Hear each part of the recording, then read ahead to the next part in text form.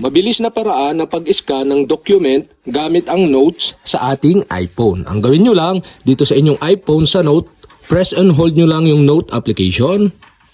At dito sa pop-up, makikita ninyo yung scan document. Tap nyo lang. At ngayon, pwede na tayong mag-scan ng document.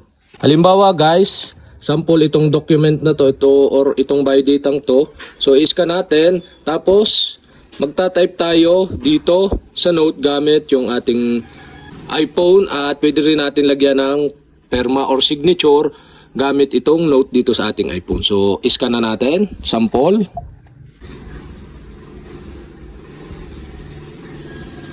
At kapag na-scan nyo na, tap nyo na yung check dito sa kanang taas na bahagi. At ngayon, pwede na nating i-edit yung pinakang file niya. Halimbawa, na-scan na ninyo yung document. So, ito na siya guys. Ang gawin nyo lang is tap nyo itong biodata dito, yung arrow down dito. At tap nyo yung quick lock, yung eye icon. Tapos dito sa quick lock, at itap nyo itong pencil icon dito sa may kanang babang bahagi. Tapos tap nyo yung 3 dot dito sa kanang taas na bahagi. Then select nyo itong right icon dito sa may pop-up. At ngayon makikita nyo dito yung plus button dito, yung plus icon.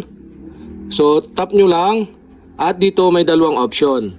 Yung add signature and add text form box. So pwede nyong lagyan ng signature or pwede nyong add ng text form box. So pwede nating fill upan dito. Pag may signature kayong kailangang lagyan, so tap nyo itong add signature. So sample natin, signature. Pagka tap nyo, sample lang to guys yan. Tapos tap nyo yung check.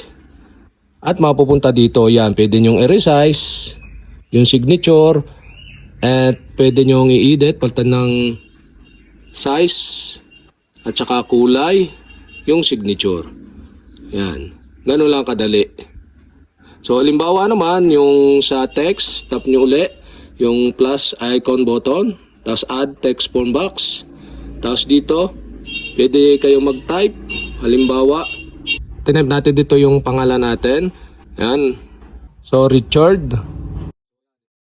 So, pwede natin yung palakihin. Yan. Gawin natin, halimbawa, mga 160. Yan. Kita nyo, Richard. So, pwede nyo i-adjust. Yan. Yan. Tapos, pagka may signature na, tapos na-fill upan nyo na, tap nyo na yung check button dito sa kanang taas na bahagi para ma-save doon sa inyong in-scan na document.